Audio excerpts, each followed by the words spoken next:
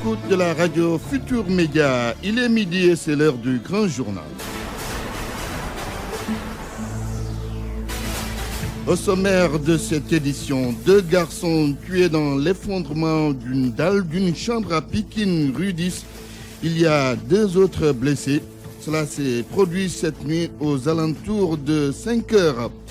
Des pèlerins au lieu saint de l'islam désorientés. En ce moment, ils sont au hangar de l'aéroport Léopold Sédar Senghor, mais sans leur titre de voyage et sans interlocuteur. Grève des syndicats des transporteurs pour 3 jours. Les travailleurs d'AFTU dénoncent et soutiennent que c'est illégal. À suivre l'actualité internationale avec Ismaël Kamara. Bonjour Ismaël. Bonjour Antoine. Les titres. Guinée, le président Alpha Condé tend la main à l'opposition. Il invite ses leaders en dialogue politique. Burundi, Pierre Nkurunziza peut briguer plusieurs mandats présidentiels. Ce sont les conclusions du rapport de la CNDI. C'est la Commission nationale de dialogue inter-burundais, une structure que récuse l'opposition et la société civile. Et puis le tricot n'a plus de reine. Sonia Riquel a tiré sa révérence. La couturière française avait 86 ans, Antoine. Aux alentours de 12h20, les sports avec Cher Tidiane Diagne, mais déjà les titres. Cap-Vert. Bonjour Cher Tidiane. Oui, bonjour Antoine Diouf. Cap-Vert, Sénégal en aller-retour pour une place à la prochaine Coupe d'Afrique des Nations de foot de plage. Les Lions en regroupement à Dakar veulent résumer les 2 manches en une. Phase nationale des Navétanes. Début ce soir des demi-finales à Ziguinchor. Retenez, quel que soit le résultat, c'est Ziguinchor qui va donc garder le trophée. Et puis handball, Renaissance de Tivaouane peine à avoir les moyens de ses ambitions. Pourtant, ce club de l'Interpied semble jouer les premiers rôles dans l'élite. À suivre point de vue du déroulement de l'affaire Ousmane Sonko. Qu'en pensez-vous? Vous aurez aux alentours de 12h30. Bienvenue à toutes et à tous. Antoine Diouf. L'effondrement d'une chambre a fait 2 morts et 2 blessés. C'est à Pikine, rue 10. Les 2 garçons décédés sont de même père et de même mère. L'un était âgé de 18 ans, l'autre de 13 ans. Les faits se sont déroulés cette nuit vers 5 heures du matin. Salif Sow. Dans cette chambre située au premier étage, l'horreur.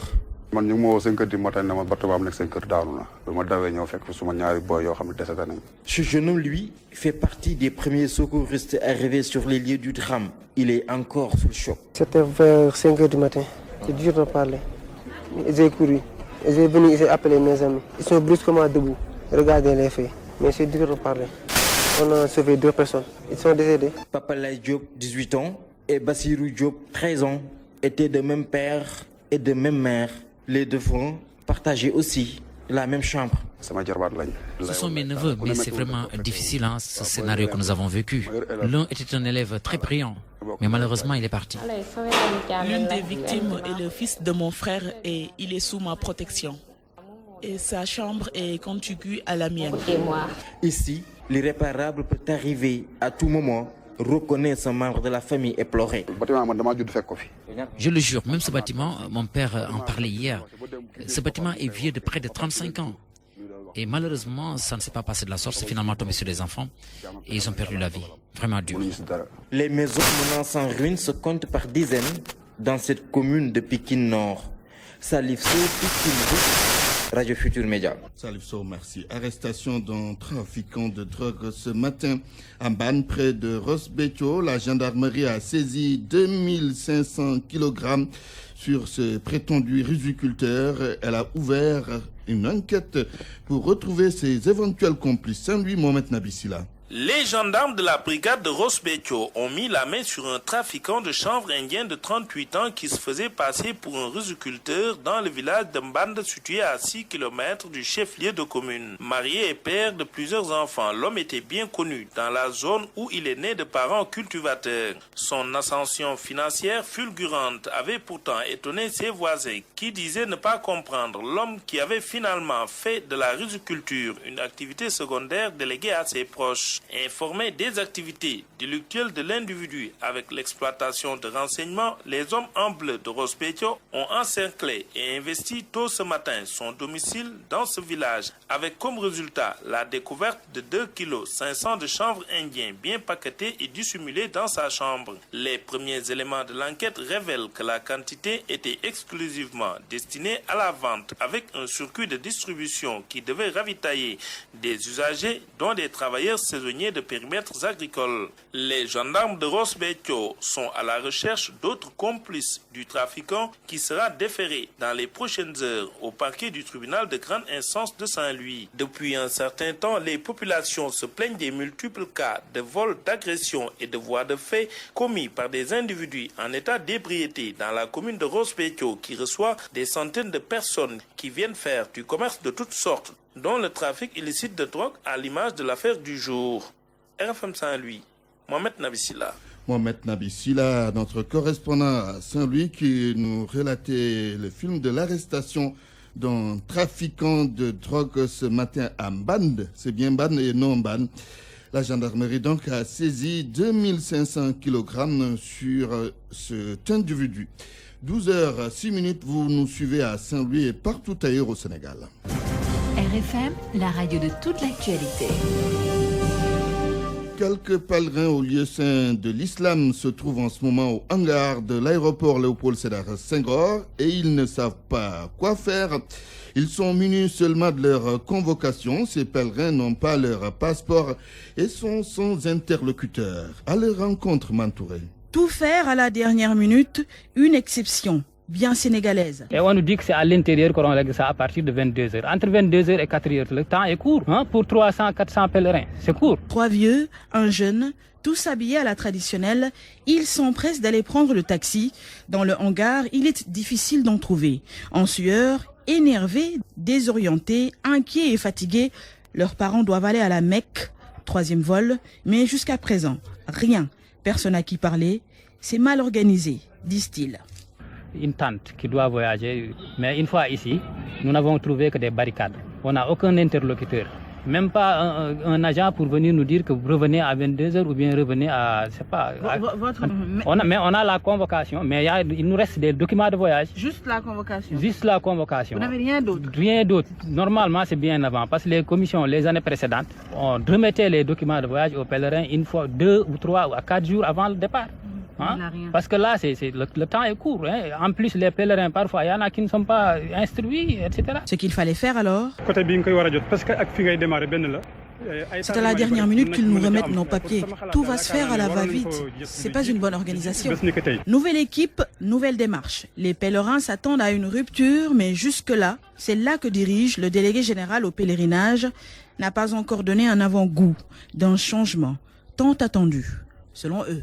Vraiment, le monsieur, le professeur Kébé, nous, on l'admire beaucoup, mais quand même, son équipe-là, sa manière de travailler nous laisse à désirer.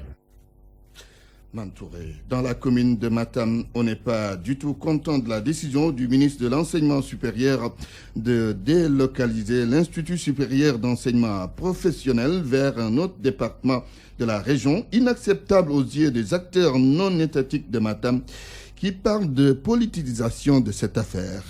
Ali Banignon. Elles avaient applaudi l'annonce du chef de l'État pour l'ouverture d'une université à Matam. Mais aujourd'hui, ces mêmes populations de la capitale régionale manifestent son sentiment de colère, de déception et même de frustration. En visite de terrain, le ministre de l'Enseignement supérieur a décidé de la délocalisation de l'ISEP vers une autre commune du département. Une décision qui a fini aujourd'hui d'irriter les populations de la ville de Matam. Ousmane Ba, secrétaire permanent de la plateforme des acteurs non étatiques de Matam. L'appareil de l'État, tout est en train d'être politisé au niveau de la région de Matam. Nous, on ne peut pas quand même comprendre que l'ISEP, où tout concourait à l'implanter au niveau de la commune de Matam, il y a eu les études, tous les atouts se trouvent au niveau de la capitale. Aujourd'hui, pour des considérations politiciennes, on voudrait amener l'ISEP au niveau du Bosséa. Nous voudrons alerter le président de la République que les populations de la commune de Matam, mobilisées comme un seul homme, va se soulever. Après les centres régionaux de formation professionnelle implantés finalement à Agnam et à Sinthiou Bamambé, la ville de Matam perd ainsi une infrastructure qui devait venir renforcer renforcer le dispositif dans le cadre de la formation des jeunes. Aujourd'hui, Matam, qui est la capitale régionale, qui devrait accueillir ces infrastructures de développement, est en train d'être dépourvue. Et malheureusement, tout est décidé au niveau d'une classe politicienne qui trame tout sur le dos des populations. Ça, nous n'allons pas l'accepter. Au nom de toutes les organisations de développement de Matam, nous disons niet. Il faut que ça s'arrête. Nous avons besoin de l'ISEP au niveau de la commune de Matam. Du côté des autorités administratives, la délocalisation de l'ISEP est bien officielle, d'autant que la mesure a déjà été prise par le ministre de tutelle. Matam, Ali Bandegna, RFM. Vous n'avez pas le droit d'aller en grève parce que vous ne respectez pas vos employés. C'est en ces termes que les travailleurs de l'AFTU se sont adressés aux transporteurs. Ils n'ont pas d'ailleurs manqué de les qualifier de vampires des transports. Ces travailleurs ont eu le soutien du syndicat ou de l'Union des travailleurs du Sénégal lors de leur conférence de presse. C'était ce matin, compte rendu Seydou Nourouba. La grève des transporteurs fait réagir la masse jusque-là restée silencieuse. Ces vampires-là, ce sont les transporteurs qui sucent le sang de leurs employés. Cheikh Omar Sow est régulateur du GIE Nayobé. Les employeurs d'AFTU vivent selon lui une injustice notoire de l'exploitation, de l'irrespect de la part de leurs employeurs et qui ne sont autres que les transporteurs. Avec un quantum horaire de 8 heures de temps chaque brigade. Mais vous vous rendez compte, on travaille 16 heures par jour avec des salaires dérisoires, sans congé, sans heures supplémentaires, sans bulletin de salaire. Sarah Kamara, secrétaire générale de la Fédération nationale des travailleurs du commerce et des services, estime que les transporteurs doivent d'abord balayer leur propre maison avant d'aller en grève. Que des gens d'AFTU, par exemple, se permettent d'enterrer la convention collective du transport public et présenter aux salariés un barème de salaire complètement en dessous des barèmes des salaires en vigueur au moment de sa mesure. Les travailleurs du secteur du transport public veulent que l'État prenne en main le secteur pour le formaliser et barrer la route aux transporteurs qui, selon eux, imposent leurs lois. Le Sénégal veut vraiment tirer profit de son pétrole et de son gaz et c'est pour cette raison que le ministère de la formation professionnelle et technique mise sur la formation des ressources humaines pour répondre aux besoins liés à la découverte de pétrole et de gaz. L'on annonce l'ouverture de lycées professionnels et techniques à Sandiara et Fatick. C'est dans ce cadre. Michel Faye est le directeur de la formation professionnelle et technique. Il est interrogé par Mohamed Ali Mouba. Notamment en ce qui concerne les métiers support à l'extraction, les métiers support au transport, les métiers support à la commercialisation de tout ce qui peut être relatif au gaz et au pétrole. C'est dans ce cadre que nous avons déjà entamé 2 lycées professionnels qui vont couvrir l'ensemble des métiers liés au pôle économique couvrant la Petite Côte et le pôle économique du centre du pays, dans la zone Fatick, Kaolack, Diourbel et Kaffrine.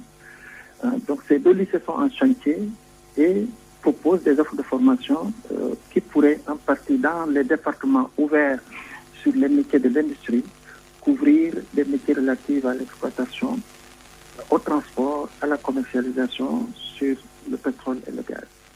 Parallèlement à ça, il y a de l'offre de formation existante déjà qui peut être support à l'exploitation, notamment les offres de formation délivrées par certains centres de formation qui sont à Dakar, en particulier le Centre de formation professionnelle Sénégal-Japon, en particulier le Centre national de qualification professionnelle, le CNQP, et en particulier le lycée technique industriel Maurice Delafosse.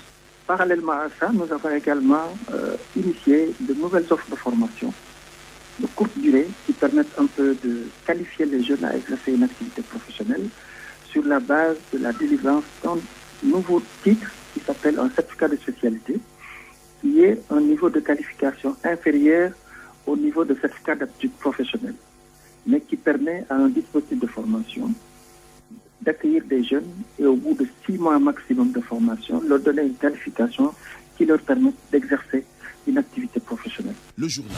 L'actualité politique. Élection des membres du Haut Conseil des collectivités territoriales. Les coalitions ont-elles plus de chances que les formations qui ont décidé de faire cavalier seul? Pas si évident d'après l'ancien ministre de la décentralisation sous Abdou Diouf, car Souti Touré soutient que cette élection est bien particulière. De toutes les façons, au PDS, même si l'on est en coalition, on ne se fait pas trop d'illusions. Le Parti démocratique sénégalais n'espère pas beaucoup obtenir de bons résultats. Binta Diallo.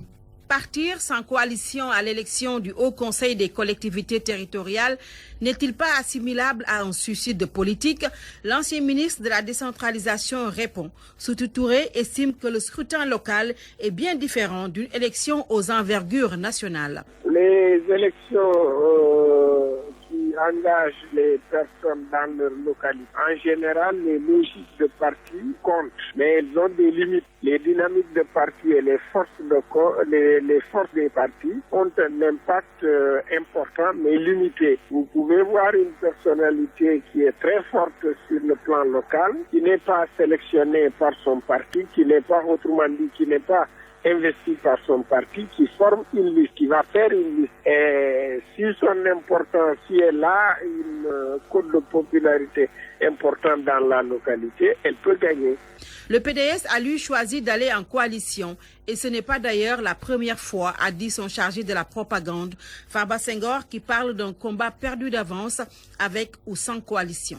Pour cette élection, mathématiquement, nous sommes battus d'avance. Et c'est le parti au pouvoir qui a au moins les 2/3 des conseillers qui devraient tout remporter. Nous sommes partis parce que nous avons répondu à l'appel du dialogue national, mais parce que aussi, quelque part, si on n'y va pas, nos grands électeurs seront dispersés.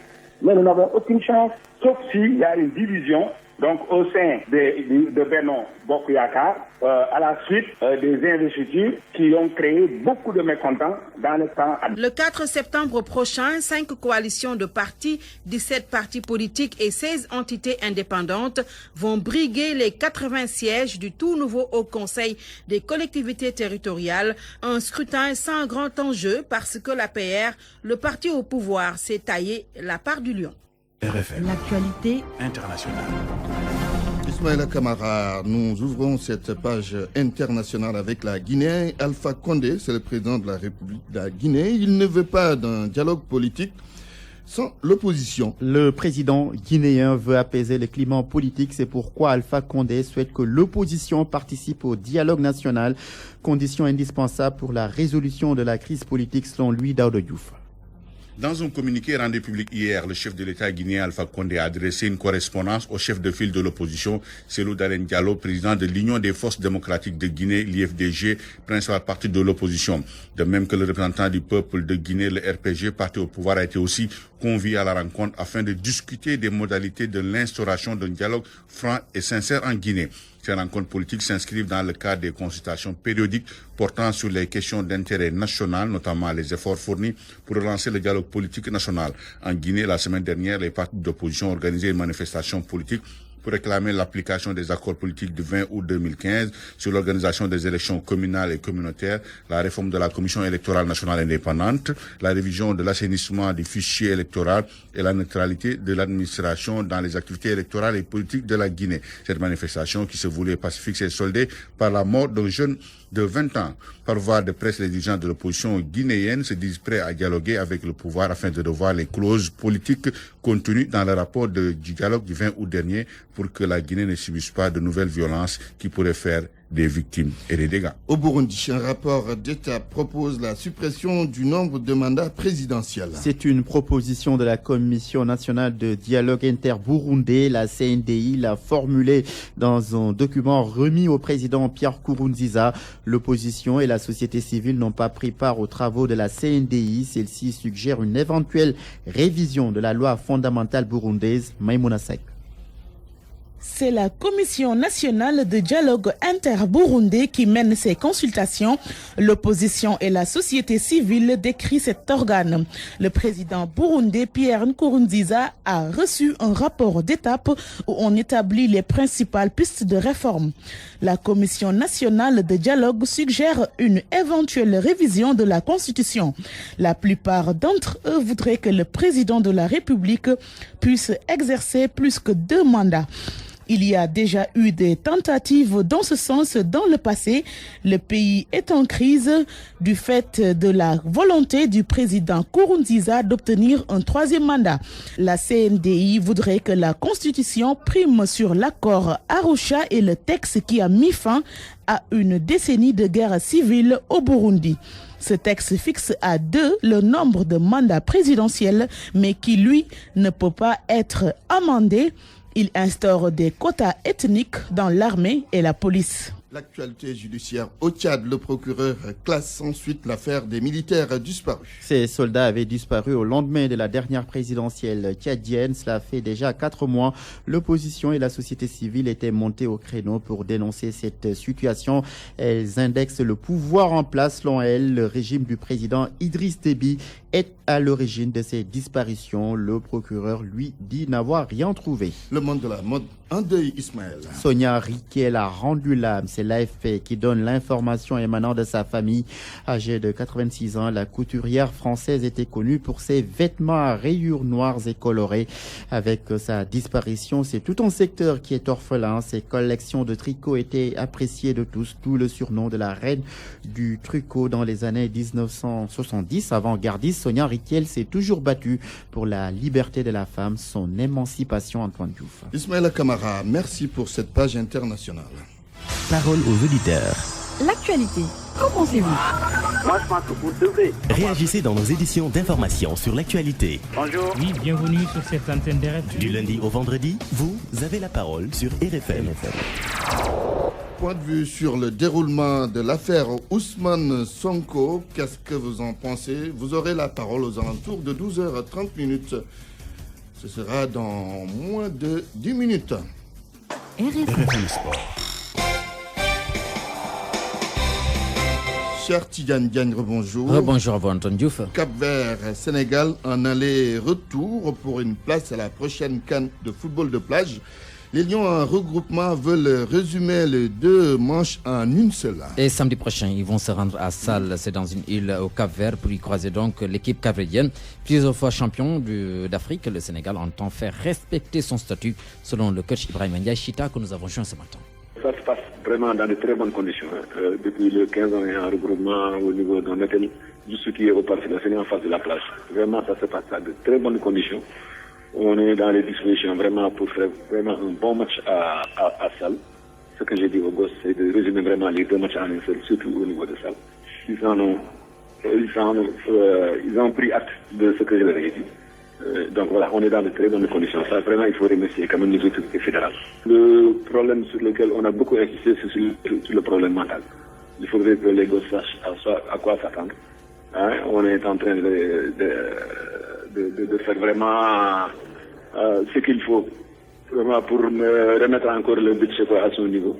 Dans le mesure où nous avons commencé un championnat, ce qui est vraiment qui est arrivé au bon moment. Donc cela nous a permis quand même de détecter au moins 6 éléments qui font partie quand même de l'équipe qui va se déplacer. On est conscient de ce qui nous passe. De toute façon, on fera l'essentiel pour au moins résumer les 2 matchs en un seul. Cap-Vert, Sénégal en match aller ce samedi donc. C'est au Cap-Vert le retour entre les 16, 17 et 18 septembre à Dakar, Antoine Diouf. Phase nationale des Nawetan, début ce soir des demi-finales à Ziguinchor. Au stade Aline Sitoé Diatta, précisément à 19h en senior, c'est Cap Skirring qui va en découdre avec Entente Saint-Étienne-Relais. Juste après à 21h, renaissance de Ziguinchor contre Soko Papaye. Mais avant donc les demi-finales, ces demi-finales cadettes, alors à 16h, Ufon de Kaolack en découdre avec Grand Thiès. Juste après, Momseré de Dakar joue contre Saraya de Kédougou. Nous parlons toujours de ces phases nationales avec l'équipe championne des phases nationales des Navetans en 2014. Il s'agit du Fragile de Kaolack. Cette année-ci, éliminé dès le premier tour. Une explication, Fragile lie cet échec à un manque de soutien principalement. Ibrahima Diamé. La championne des phases nationales 2014 de Tambacounda n'a pu obtenir de victoire aux phases nationales 2016 de Ziguinchor. Ifragel a été éliminé dès le premier tour avant de rentrer bredouille à la maison. On a fait 4 matchs, 3 matchs nuls et une défaite. Et c'est ça qui a créé notre élimination. Suivant le coach Bassirou Kane, ces contre-performances ne sont rien d'autre que le résultat d'un manque de préparation aggravé par un manque de soutien financier. On est arrivé à Ziguinchor 50 000 francs dans nos poches. Et à Kaolack, on ne nous a pas soutenus. On a fait des médiations. C'est en ce moment que la mairie de Kaolack a réagi pour nous envoyer ça tardivement. Ifragel a été championne il y a 1 an ou 2 ans.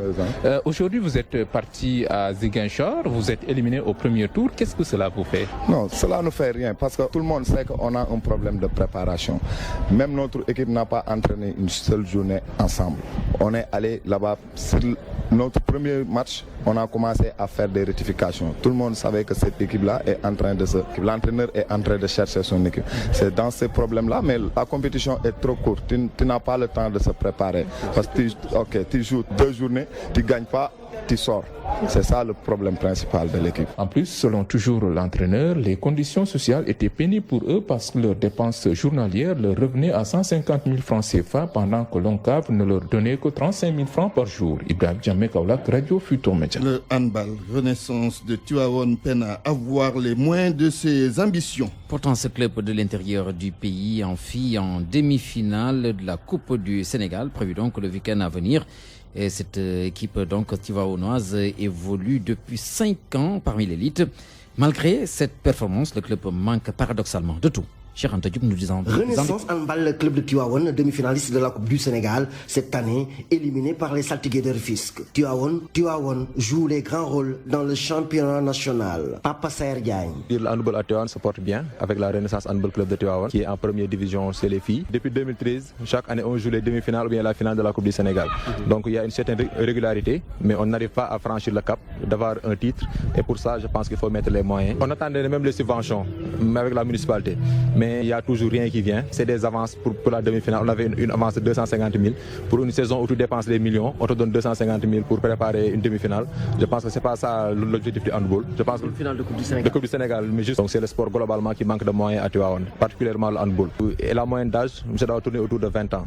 Donc on peut dire que c'est une équipe qui est en première division depuis 6 ans. Les joueuses jouent avec de la motivation et de l'envie. Mais selon l'entraîneur, l'équipe de Tivaouane est confrontée à des problèmes. Manque de moyens, les infrastructures font défaut. Doudou Rosenberg, entraîneur deuxième degré fédéral, le terrain, parce que vraiment c'est un terrain où obligatoirement les joueuses ont 2 adversaires. Les adversaires qui sont en face, plus le terrain qui n'est pas à l'état. On souhaite, si, comme l'a dit l'autre, une question de moyens. En sport maintenant, ce n'est plus des espoirs ou des rêves, il faut mettre les moyens. Un appel est ainsi lancé aux autorités locales. Renaissance Tivaouane Handball Club fait face à un vrai casse-tête. L'impraticabilité de son terrain. RFM Thiès, Cheikh Anta Diop. Ce samedi, en catégorie senior à Thiès, la finale de la Coupe du Sénégal oppose Union sportive de Rail aux militaires de l'ASFA.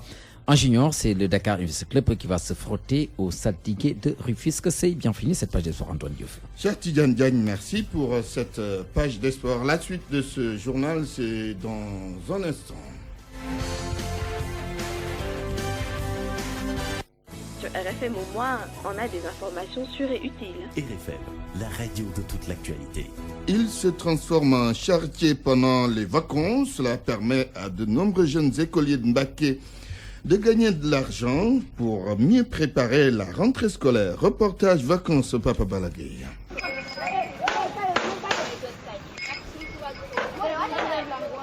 Ils sont une bande de jeunes écoliers et arabisants à s'adonner au transport comme activité de vacances. À bord de leur charrette, ces jeunes âgés de 12 ans environ transportent les ménagères du marché au quartier Guinaw Rail de Mbacké.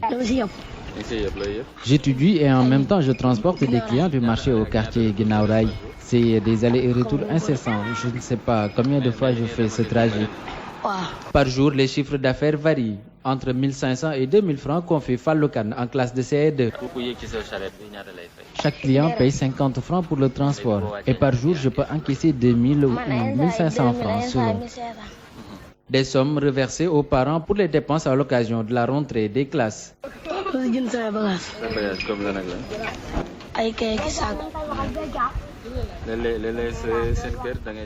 J'achète des fournitures et à la descente, je confie tout mon argent à mon grand frère. Comme ça, je vais pouvoir régler certains besoins. Alliant l'utile à l'agréable, ses compagnons d'infortune n'entendent plus perdre du temps pendant les vacances.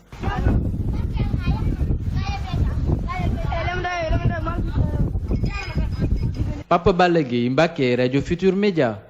RFM, la presse du jour. Presse du jour. Mohamed Ali Mouba, bonjour. Bonjour.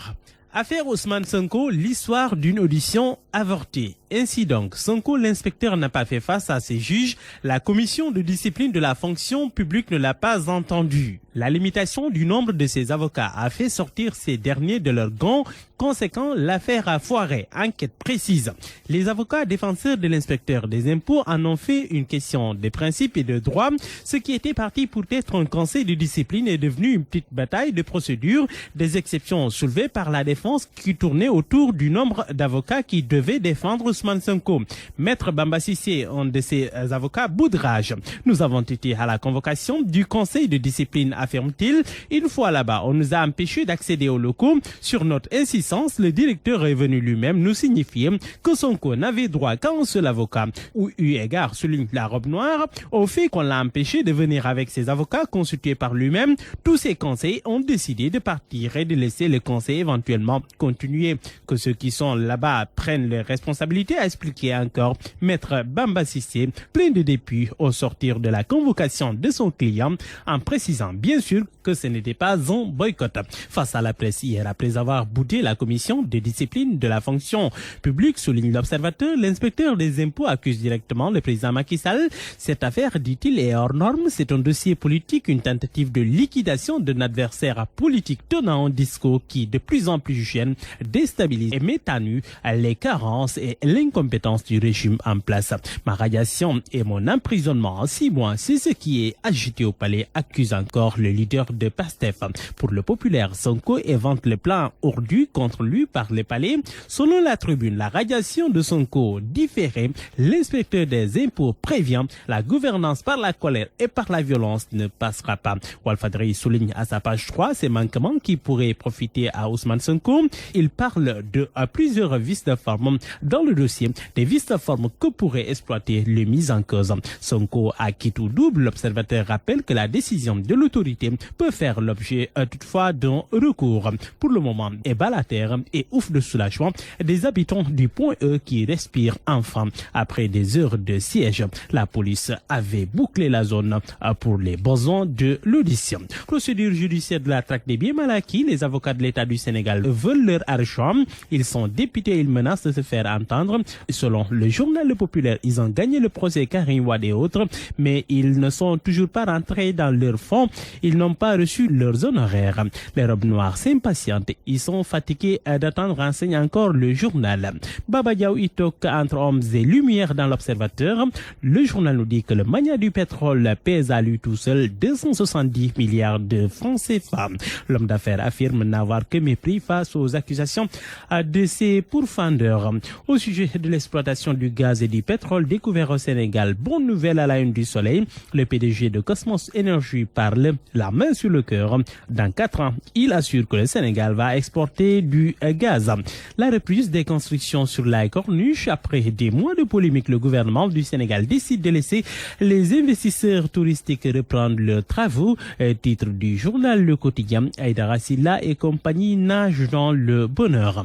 Et puis, le face-à-face Boy-Guinée et le doyen des juges avortent.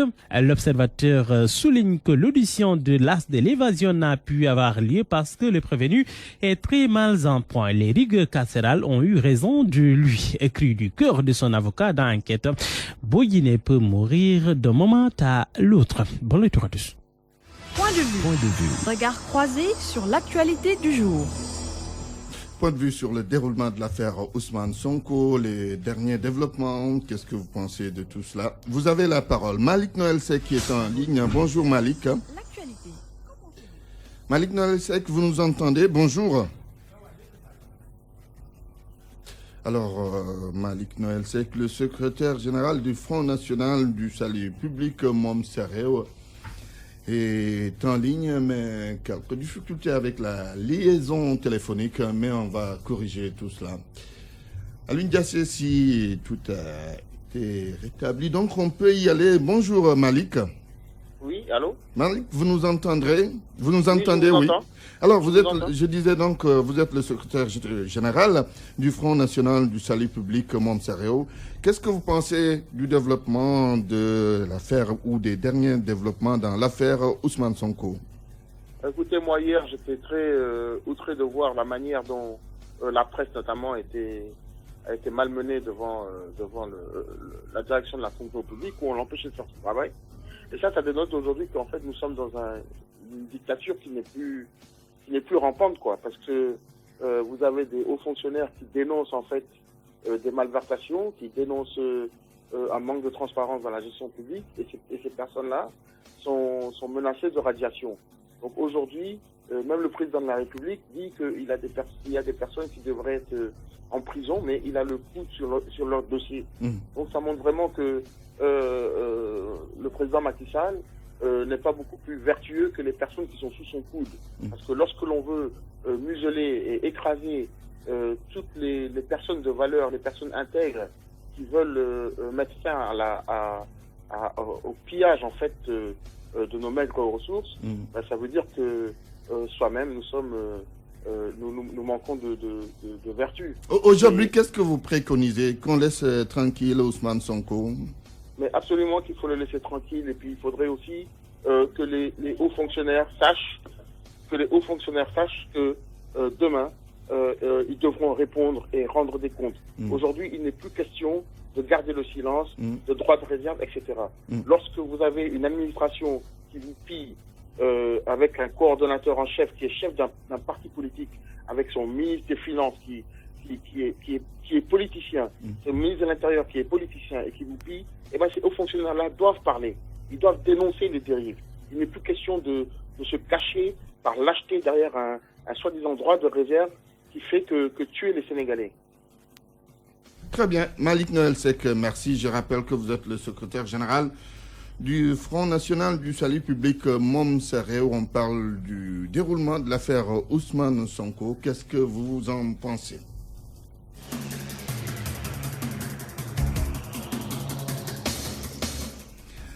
Le député Amadou Mbérissila est en ligne. Bonjour, honorable. Bonjour. Vous êtes membre de l'APR, président du conseil départemental de Louga. Qu'est-ce que vous pensez de l'affaire Ousmane Sonko? Donc, je pense que M. Sonko se prend lourdement. Oui. Pourquoi vous le dites? Pourquoi je dis ça? Je pense que les services sont les bras techniques de l'État. Et Sonko, en tant que fonctionnaire, il devait avoir un comportement digne de ce nom.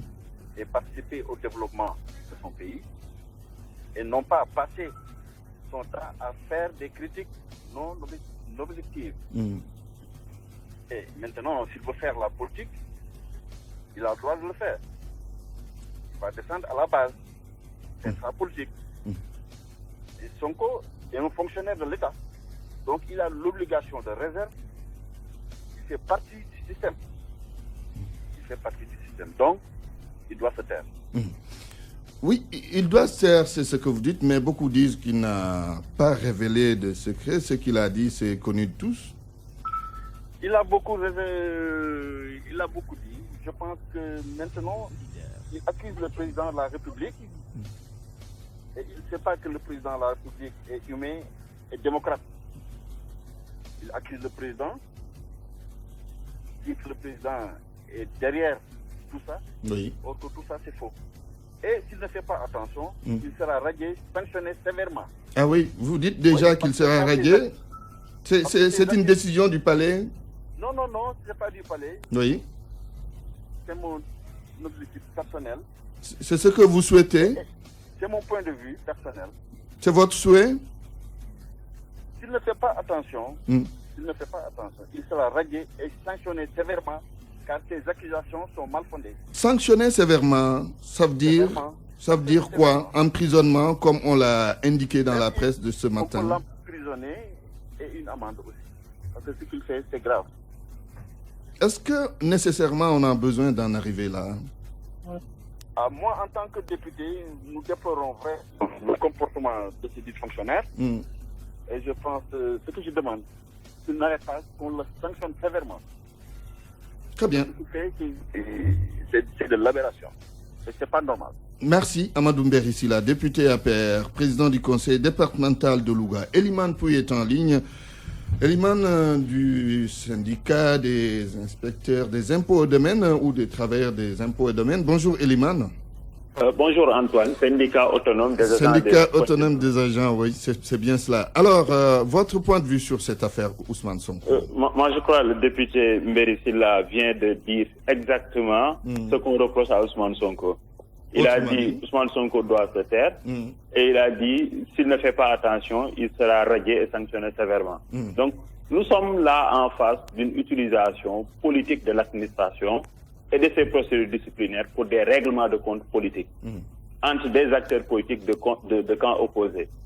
Je rappelle à l'honorable député au Sénégalais qui nous écoute que ni dans la lettre de suspension de Ousmane Sonko, ni dans le rapport du directeur général des impôts et domaines qui le traduit devant le conseil de discipline, il n'est relevé aucun grief qui dit à M. Sonko, voilà un dossier sur lequel vous avez travaillé et que vous avez mis à la connaissance du public. Oui. Ce n'est simplement que des coupures de journaux, des émissions que vous avez animées entre lui et la Mamadou Diaw, Mambo Diaw, qu'on lui a collé dessus pour dire que vous avez manqué à vos obligations de réserve. Or, monsieur le directeur général, tout comme les gens de l'affaire, ne peuvent pas faire la passe sur le caractère politique de M. Ousmane Sonko, qui est un chef de parti politique, sur qui il ne pèse aucune interdiction de faire de la politique. Maintenant, nous, ce que nous dénonçons en tant que syndicat, on ne saurait accepter l'utilisation de notre administration et de ses procédures pour des règlements de compte politique entre adversaires. Si les agents de l'administration fiscale, les fonctionnaires de façon générale, ont la possibilité de faire de la politique, ils doivent le faire conformément aux règles de droit qui sont établies. Alors, les informations livrées par Ousmane Sonko sont considérées quelque part comme étant donc une violation du secret professionnel. Oui. C'est ce que je vous dis. Moi, j'ai eu la chance de parcourir le dossier de Ousmane Sonko en main. Oui. Je l'ai accompagné consulter son dossier au niveau du conseil de discipline. C'est un rapport de 3 pages du directeur général des impôts où il est mis uniquement comme élément de preuve des coupures de journaux, des articles de sites internet, des émissions de télé et je ne crois pas, ce que nous attendions du directeur général, et ça nous aurait mis à l'aise, c'est de dire à Ousmane Sonko, en tant qu'auditeur interne, vous avez travaillé sur tel dossier, et voilà les informations que vous avez eues de ce dossier-là, et vous les avez livrées à la presse. Oui. Et quelle attitude allez-vous adopter, vous, au syndicat autonome des travailleurs des impôts? Le syndicat reste ouvert au dialogue pour qu'on puisse décanter cette situation. Mais dans tous les cas, l'Assemblée générale du syndicat des agents des impôts et domaines a donné mandat au bureau d'engager toutes les formes de lutte que commande la situation. Et nous ne serons pas seuls dans ce combat parce que l'ensemble des centrales syndicales que compte ce pays, l'ensemble des syndicats, les mouvements de la société civile, on peut citer la CNTS, la CNTS-FC, l'UNSAS, le SAMES du Grand Cadre, le CELF, le QSEMS, le syndicat des cadres de l'administration publique, le SINACOM, le mouvement du 23 juin, le Y'en a marre, le Forum du... On s'est retrouvé pour dire que cette situation ne doit pas être gérée uniquement par le syndicat des impôts. Oui. Et nous allons sortir une résolution. Oui. Et après la résolution, des actes concrets seront mis sur la place publique parce que justement, il ne s'agit pas de lutter pour M. Sonko ou contre M. Sonko, mais justement de faire en sorte que le droit soit respecté dans ce pays, que les procédures disciplinaires soient respectées et que les fonctionnaires, tant qu'ils n'ont pas d'interdit, doivent pouvoir faire de la politique et s'exprimer sur des sujets de gouvernance économique et politique. On parle de radiation et d'emprisonnement. Vous vous y attendez? Bien entendu, les autorités politiques peuvent prendre toutes les décisions, mais nous croyons à la justice de notre pays. Très bien. Dans la procédure, tout a été illégal, de la mesure de suspension, de la saisine du conseil de discipline, de la désignation des membres. Ce qui est grave, c'est ça. Très bien. La désignation des membres, on dit le personnel doit se faire représenter par deux éléments. Aujourd'hui, c'est le ministère de la fonction publique qui a désigné les 2 éléments qui doivent représenter le personnel. Une personne très proche du ministre de l'économie et des finances et quelqu'un qui n'est même pas du cadre des impôts et domaines. Et hier, ce que nous avons, le spectacle auquel nous avons abouti, c'est des avocats qu'on empêche d'apporter leur assistance à un fonctionnaire qui est devant un tribunal. Très bien. Merci, Eliman Pouy, du syndicat autonome des travailleurs des impôts et domaines.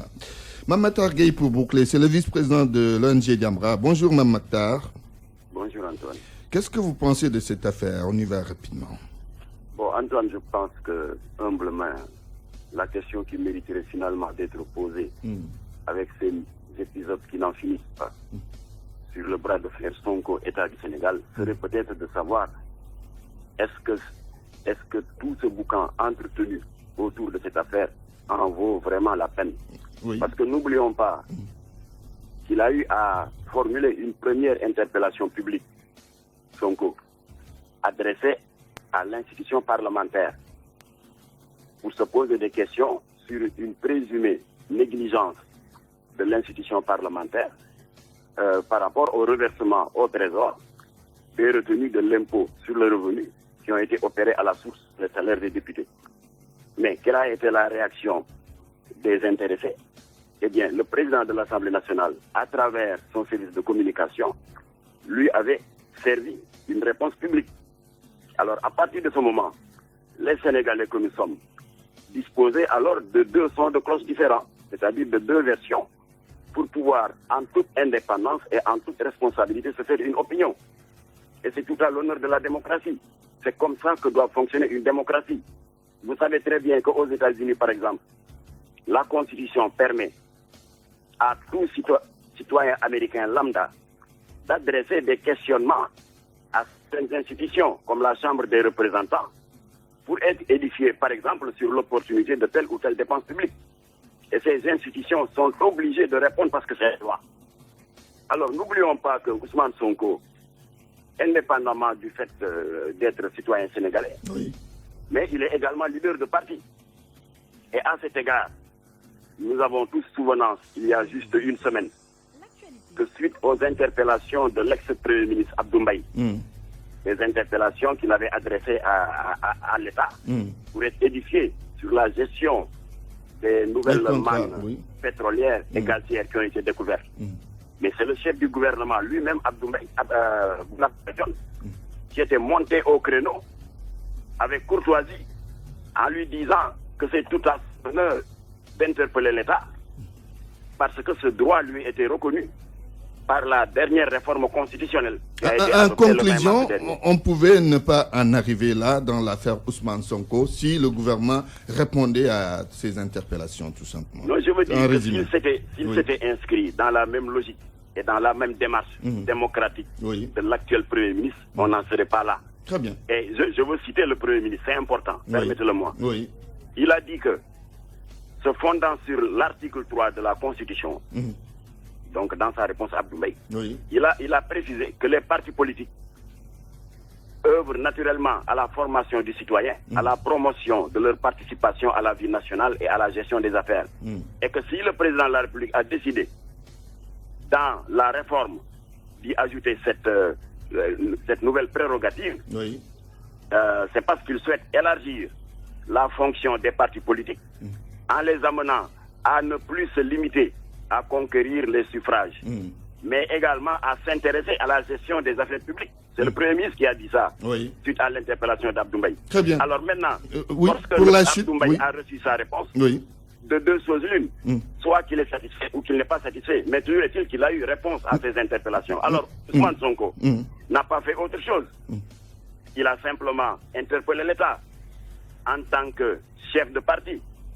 Soit on donne droit à ces interpellations en y répondant, soit on n'y répond pas. Très bien, merci. Mais on n'a pas le droit de lui dire que tu n'as pas le droit de poser des questions. Alors c'est la raison pour laquelle, m'adressant à ceux qui ont soulevé ce lièvre, ces hauts responsables de l'administration qui sont en train, de manière permanente, à agiter cette affaire, je leur demanderai tout simplement terminez, de laisser tomber cette affaire pour ne pas mettre le président Macky Sall dans une situation de contradiction par rapport à la nouvelle disposition de l'article 3 de la Constitution où le président de la République demande aux partis politiques de ne pas se limiter à la politique, mais de s'intéresser à la gestion des affaires publiques. Merci Mamatar Gueye, vice-président de l'ONG Jamra. La météo avant le rappel des titres. Le ciel restera passagèrement nuageux sur l'ensemble du pays au cours de la journée. C'est à partir de la nuit d'aujourd'hui à demain où le ciel redeviendra nuageux à couvert sur le sud avec des manifestations pluvieuses orageuses sur le sud-est et des risques de pluie par endroits sur les régions de Kolda et Ziguinchor. 2 garçons tués dans l'effondrement d'une dalle d'une chambre à Pikine-Rudis. Il y a 2 autres blessés. Des pèlerins au lieu saint de l'islam désorientés. En ce moment, ils sont au hangar de l'aéroport Léopold Sédar Senghor, sans leur titre de voyage et sans interlocuteur. Et puis, grève des syndicats des transports pour les travailleurs d'AFTU. C'est illégal. Journal présenté par Antoine Diouf à la technique, Alioune Diassé, réalisation El Hadj Daouda Diouf à la régie, Pape Oumar Diaw, 13h, Sokhna Ngoné Ngom pour la grande édition en Wolof. Tout de suite, c'est Dialgat Hiba. Excellent après-midi à toutes et à tous.